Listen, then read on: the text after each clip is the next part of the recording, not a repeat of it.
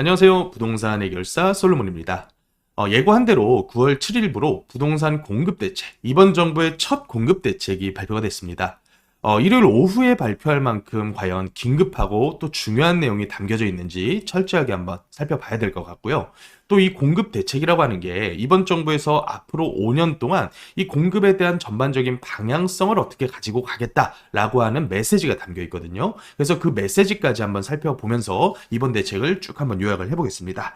일단 덩어리는 크게 보면 4개 정도인 것 같아요. 1번으로는 수도권의 충분한 주택을 신속하게 공급하겠다. 그러면 수도권 전체에서 가장 신속하게 지금 주택 공급할 수 있는 방법은 이미 지구 지정이 다 완료되고 또 토지 보상도 거의 끝나가는 3기 신도시에 대한 공급을 빠르게 하는 거겠죠. 자, 그러면 3기 신도시 지금 어떤 방향으로 계속 공급을 더 늘릴 거냐? 7.5만 호 플러스 알파다라고 얘기를 했는데 기존에 이 부지 전체를 보면 LH 주택 공급 부지가 있고요. 민간에서 주택 공급할 예정인 부지가 있고 또 그 중에는 비주택, 뭐 주상복합뿐만이 아니라 뭐 상업용지라던가 비주택 용지로 남겨놨었던 부지가 또 있어요. 거기에다가 인근에 붙어 있는 이제 그린벨트들 그런 추가적인 물량까지 전부 다 총 동원을 해서 LH에서 진행하는 공공 물량을 확대하겠다라고 표방을 하고 있습니다. 이게 이제 어떻게 보면 이번 공급 정책의 가장 큰 메시지라고 저는 보여지는데요. LH에서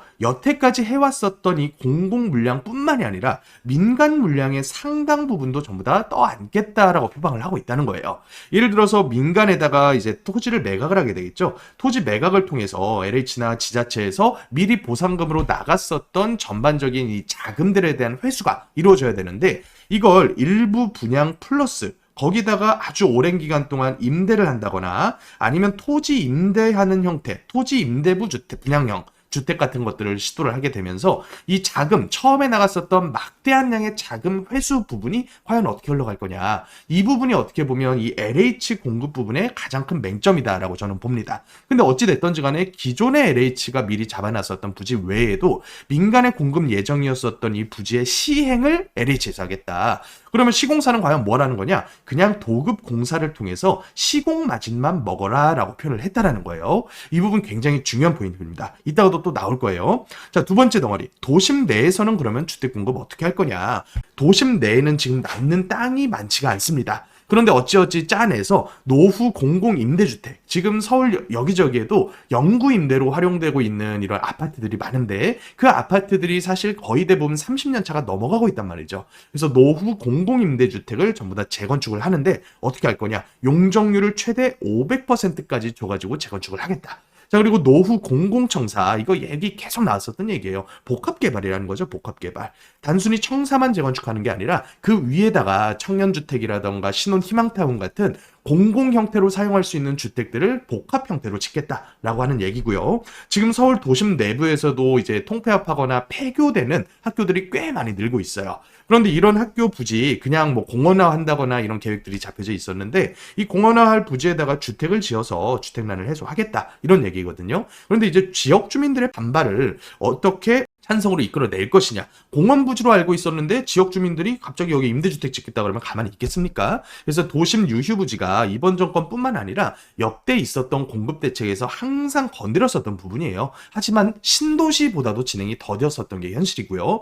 지금만 하더라도 지금 뭐 철도 위에다가 행복주택을 짓는다거나 일부는 진행을 하고 있거든요. 그런데 발표했던 물량에 턱없이 못 미치는 수준, 그리고 학교 부지라던가 도심 유휴 부지 역시도 이 지역 주민들의 반대가 굉장히 심한 그런 공급 대책이기 때문에 절대로 짧은 기간 안에 이걸 전부 이룰 수는 없겠다. 그래서 항상 기대하는 게 바로 이 정비사업 활성화죠. 정비사업이라고 하는 건 철저하게 아파트 짓는 목적의 사업 위주로 구성이 되어 있습니다.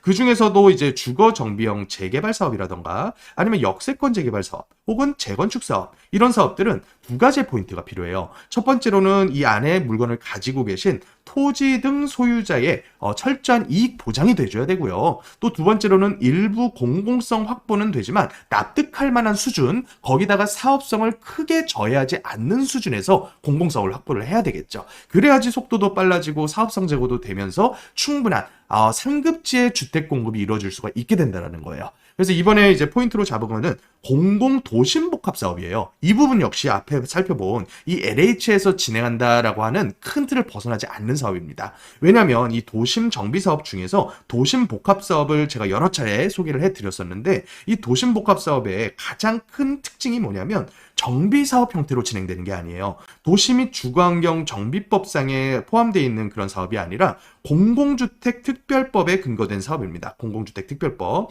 근데 이 공공주택특별법이라고 하는 거는 말 그대로 공공주택이에요. 그렇다 보니까 수용 및 보상의 절차를 거칩니다. 이걸 가지고 이제 완화해서 표현한 게 바로 우선 수익권을 교부하겠다. 절대로 입주권이라는 표현을 쓰지는 않거든요. 우선 수익권을 교부해서 일종의 현물 보상 형태로 아파트를 한 채씩 나눠주겠다. 즉 1980년대, 90년대에 있었던 딱지 형태의 재개발을 순화해서 표현한 게 저는 도심 공공복합 사업이라고 봅니다. 그런데 이걸 누가 원래 진행을 하냐면 LH나 SH 같은 공공시행 사업자만 덤빌 수가 있었던 사업이에요. 근데 여기다가 이제 신탁사를 꼈단 말이죠. 그래서 이 신탁사 중에 영향이 좀 되는 신탁사가 한 세 군데가 있어요. 한토신, 한자심, 코람코. 원래부터 시행 사업을 많이 했었던 이런 신탁사들을 껴서 이 신탁사가 시행사의 역할을 하게 해주면서 민간 도심 복합 사업이다. 이렇게 이름을 붙였었죠. 자, 그런데 용도지역 인센티브, 용적률 인센티브까지 더 몰아주면서 공공에서 시행자가 되어서 할 수 있는 사업을 많이 밀어주겠다라고 하는 거나 마찬가지다.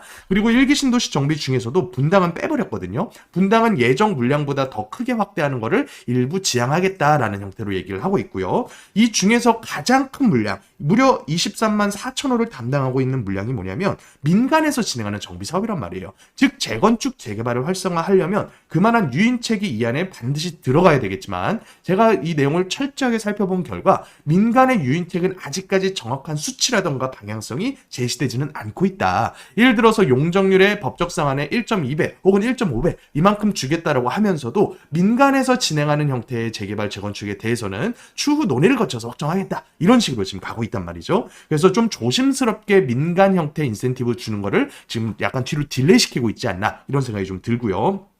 자, 세 번째 덩어리로는 민간 주택 공급 여건을 개선을 하겠다라고는 얘기를 합니다. 즉, 예를 들어서 속도를 빠르게 하는 인허가 관련 개선 사업, 그리고 또 초기 자금 지원을 좀 하게 해주는, 자금 지원이 돼줘야지만 뭐 주민 입안, 주민 제한 형태의 사업들이 많이 늘어날 거기 때문에 이런 부분들을 조금 지원해주겠다라고 하는 거, 그리고 신속 공급 모델을 신축 매입 임대 형태로 끌고 가겠다, 이런 부분들이 있겠죠. 그리고 마지막으로 이제 규제가 곁들여졌죠. 규제 없는 정책가 없었습니다. 시장 거래 질서라는 명목으로 해서 가장 크게 건든 게 지금 대출 부분이에요. 이따가 좀 자세하게 살펴보겠지만 대출을 더 조였습니다. 그래서 이 대출을 조인 상태에서 공공에서 사업 시행자 하는 사업을 많이 늘려서 공공에서 원하는 입맛에 맞는 저소득자 서민들에게 집을 분양 형태건 아니면 영구 임대 형태건 뿌려주겠다라고 하는 정책이 어떻게 보면 큰 골자다라고 요약이 될 것 같습니다. 그래서 세부 내용이 굉장히 많습니다. 근데 제가 아까 살펴드린 이런 전반적인 메시지 위주로 좀 보자면 LH 직접 시행을 절대 빼놓을 수가 없습니다.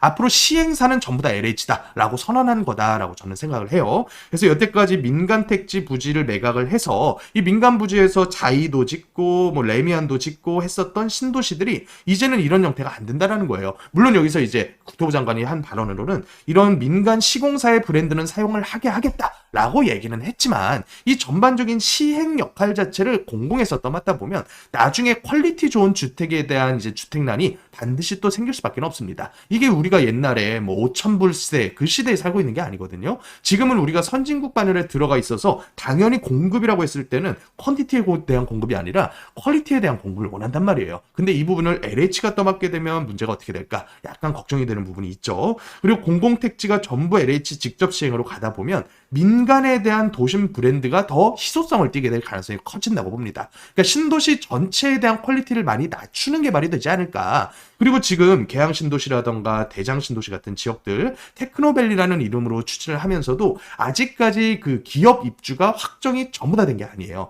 아직까지도 이 기업 부지에 대한 공급, 어느 기업과 MOU를 맺어서 정확하게 추진할 건지조차 아직 안 잡혀 있는 상태이기 때문에 단순히 주택에다가만 포인트를 맞출 거는 아닌 문제라고 저는 생각을 합니다. 이 퀄리티를 신경을 쓰려면요. 자, 그래서 지금 현재 설정되어 있는 2기, 3기 신도시, 그리고 중간에 있는 이런 김포한강 2 같은 2.5기 신도시까지 합치면 서울 서남부에만 이만큼 많은 신규 택지들이 있고요. 그리고 이 전반적인 수도권 택지들만 보자면 면적 엄청나게 넓고요. 앞으로 공급 예정인 물량 무지하게 많습니다. 그런데 과연 이렇게 많은 부지들을 수용하면서 쓴 이 자금, 다 세금이란 말이에요. 지자체가 됐건 정부 교부금이 됐던지 이 수용하는 데 들어갔었던 수도 없이 많은 토지 보상금을 과연 LH 개발 형태로 전부 환수를 할 수 있을까? 이게 물론 이제 그 땅값으로 대비하면 굉장히 저렴하게 보상금을 주죠. 그래서 평당 200, 300 던져주고요. 원래는 민간에다가 얼마에 팔았냐면 정비 기반 시설이라던가 여러 가지 기반 시설 닦아서 10배 튀기게 해먹는 장사가 바로 LH 땅 장사였습니다.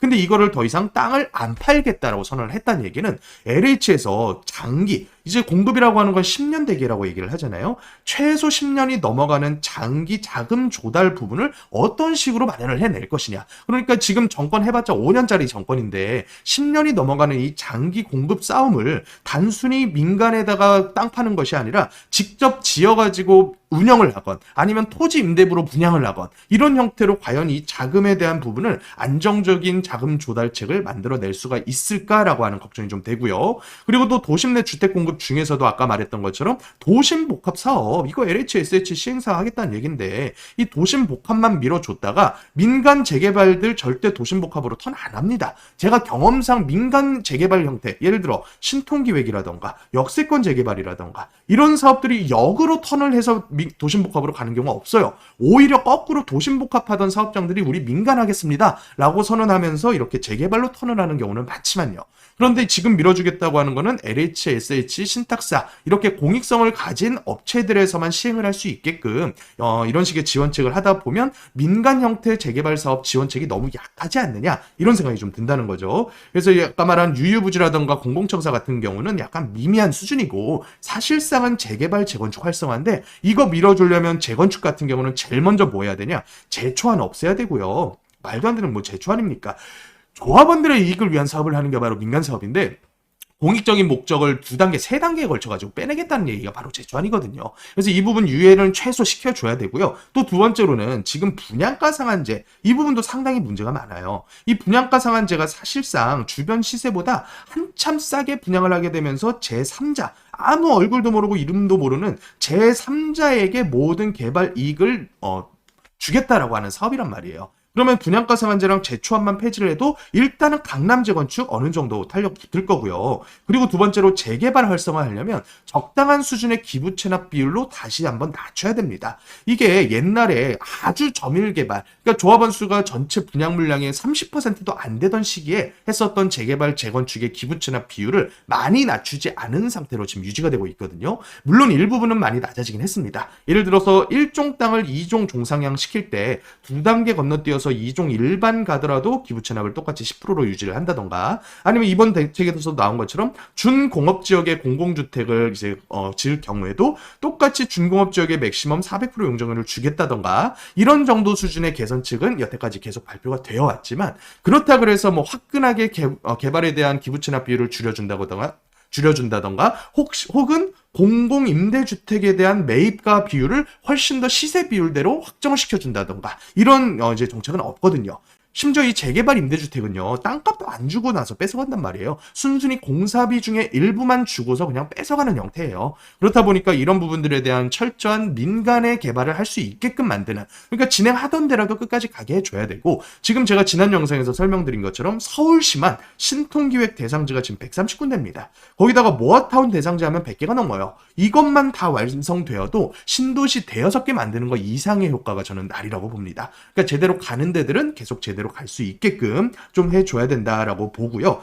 또 이제 속도 빠르게 하겠다고 하는 얘기는 포함이 됐죠. 일종의 신통기획을 전국화하겠다라고 하는 건데 이 신통기획이나 거의 마찬가지입니다. 예를 들어서 초기에 받았던 추진체 동의율에 대한 조합 설립 동의 간주 부분이라던가 또 아주 초창기에 발생할 수 있는 이 초기 사업비 아주 부담스럽단 말이죠. 관리계획 수립하는데도 많은 돈이 필요하고요. 동의서 받는 CS 요원들 편입하는데도 많은 돈이 필요해요. 그래서 초기 사업비에 대한 지원 확대체 이거는 칭찬할 만하고요. 그리고 사업인가 준비 시점에서는 인허가 절차 빠르게 하는 거. 인허가 이제 통합 인허가 한다는 얘기예요. 단순히 재개발뿐만 아니라 재건축까지도 통합 인허가를 통해서 불필요한 오래 걸리는 과정을 줄여주겠다. 그리고 인허가 완료 과정에 대해서는 이제 싸움 때문에 많이 딜레이가 되죠. 특히나 이주 시점 혹은 관처 시점에서 싸움이 많이 벌어져서 소송으로 가게 되는데 이 소송에 대한 이제 어느 정도 간섭을 하겠다. 그래서 관여를 통해서 이 분쟁을 좀 조율을 해주겠다라고 하는 내용들이 포함이 됐습니다.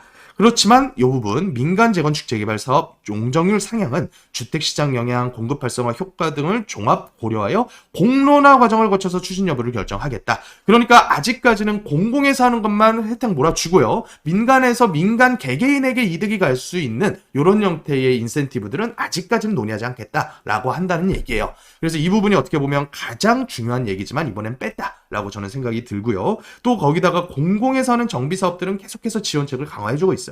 민간은 더 이상 시행의 역할을 하지 말라는 얘기라고밖에 저는 안 들립니다. 민간은 그냥 시공해서 너가 기여한 만큼만 나눠 가져가면 되지 무슨 추가 이익을 바라느냐라고 생각을 하고 있다라고 보고요. 시행은 오로지 공익에서 해야지만 공공에서 담당을 해야지만 전반적인 공익성이 담보가 된다. 자, 근데 이거 여태까지 우리가 겪었던 이 LH나 SH 사태들 보면서 저는 절대 동의할 수가 없다라고 봅니다. 물론 이제 지금 정권에서는 본인들이 투명하고 깨끗하게 운영해서 완벽하게 처리해내갈 자신이 있다라고 표방을 하지만 절대로 이 5년 정권 내에 이 부분이 전부 완료가 될 수가 없거든요. 그러면 장기간 동안의 이 전반적인 사업성 그리고 투명성 어떻게 확보가 되어 줄 거냐 이 부분이 굉장히 우려스러운 부분이다라고 생각이 들고요. 자, 마지막으로는 이제 규제책 얘기를 안 할 수가 없겠죠. 그래서 가계대출 관리 방안에 대한 주요 내용을 한번 보면 규제지역 LTV 10%더 줄였어요. 하지만 의미 없습니다. 현재 규제지역 2, 30억 안 되는 아파트 없는데 어차피 주담대 한도 6억이에요. 그러니까 LTV 문제가 아니라 이 한도 문제로 이미 꽉 막혀 있는 상태였다. 근데 여기서 제가 굉장히 논란스러운 부분이 뭐라고 보냐면 일단은 주택 매매 사업자, 임대 사업자 등록하라고 한 지 몇 년인데 지금 이제는 임대 사업자 되면 아예 주담대 제로로 만들어 버렸다는 거. 첫 번째. 그리고 매매 사업자 제로 만들었다는 얘기는 또 뭐냐면 경매 시장 선수들이 이제 못 들어온다는 거. 경매에 보통 접근하는 이제 주택 매매 사업자 분들은 대출을 반드시 받아가지고 이쿼티 금액을 1, 20%로 최소화해서 들어옵니다. 그렇다 보니까 전용 84제곱미터 미만 이 부분들이 이제 주택 매매 사업자를 내더라도 부가세를 별도 내지 않아서 30평대 언더 매물들이 전부 다 선수들이 주택 매매 사업자 내서 덤비는 판이었는데 대출 안 해준다. 그러면 이쿼티 전체 다 들고 못 덤빈단 말이죠. 그래서 경매 시장도 어느 정도 타격을 받을 수밖에 없겠고 더 핵심적인 거 전세 대출 한도를 왜 자꾸 건드는지 모르겠어요. 사실 전세라고 하는 건 서민 주거사다리라고 저는 보는데 그 중에서 주택이 한 채라도 있다면 진짜로 원룸 주택이라던가 뭐 공시가 1억대짜리에 공시가 1억대에서 2억대 정도가 지금 서울 다세대거든요. 서울 다세대. 근데 서울에 원룸, 투룸 다세대 한 채 갖고 있는 사람이라고 하더라도 내가 사는 집에 대한 전세 대출 이제 더 쪼이겠다고 한 얘기예요.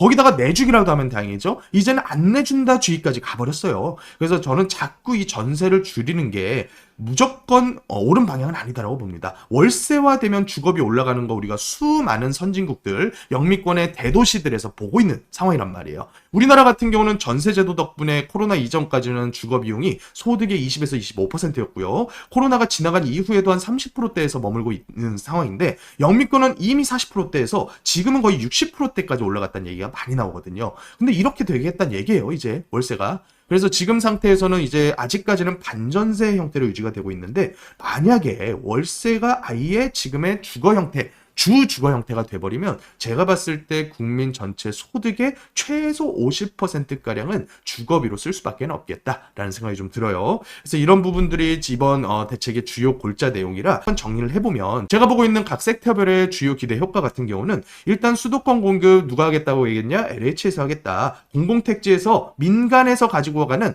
시행마진은 절대 인정 안 하겠다라고 하는 거예요. 시공마진만 먹어라. 그래서 시행은 누가 한다? 국가에서만 하겠다. 자, 그리고 도심 내에서 공급하는 부분에 있어서도 언제나 유유부지에 대한 얘기는 나왔었지만 지역 주민 간의 갈등 때문에 오히려 신도시보다도 진행이 더 안 됐었던 게 유유부지라 큰 의미 없다. 그리고 도심에서 공급하는 형태 중에서 일기 신도시나 정비사업 같은 이런 분야들 일단은 저는 분상제 해제해야 되고요. 재초안 유예 같은 조치가 반드시 들어가야 된다. 그러면서 또 해줘야 되는 게 기부채납 비율 완화라던가 인센티브 강화라던가 이런 부분들을 통해서 사업 추진 주체 조합의 이익이 극대화되어 줘야지 공급이 일어난다. 그러니까 공급 대책이라고 표현을 했지만 이거는 공급의 시행자를 LH로만 지정하겠다라고 하는 내용이 거의 대부분이다라고 저는 생각이 들고요. 그리고 또 이제 공급에서 민간에서 공급을 하게 됐을 때 지금 문제가 뭐냐면 건설안전특별법 때문에 사고 난 사업장 그리고 사고를 낸 시공사 완전히 퇴출을 시켜버리려고 하고 있단 말이에요. 그런데 지금까지 사고 난 모든 시공사들을 보면요. 대부분 다 1군 시공사에서 담당하고 있던 사업장들이 멈추고 있단 말이에요. 말이에요. 그러면 이게 공급 활성화랑 완전히 거꾸로 가고 있는 방향인데 이 부분을 지금 어떻게 해 나갈 거냐? 이 부분도 저는 이제 공급 대책 내용에서 상당히 중요한 포인트라고 봅니다. 그리고 이제 규제책 중에서 또 고가주택이나 신고가, 해당 단지의 신고가를 찍은 실거래는 무조건 집중 조사를 하겠다라는 내용이 포함이 됐어요.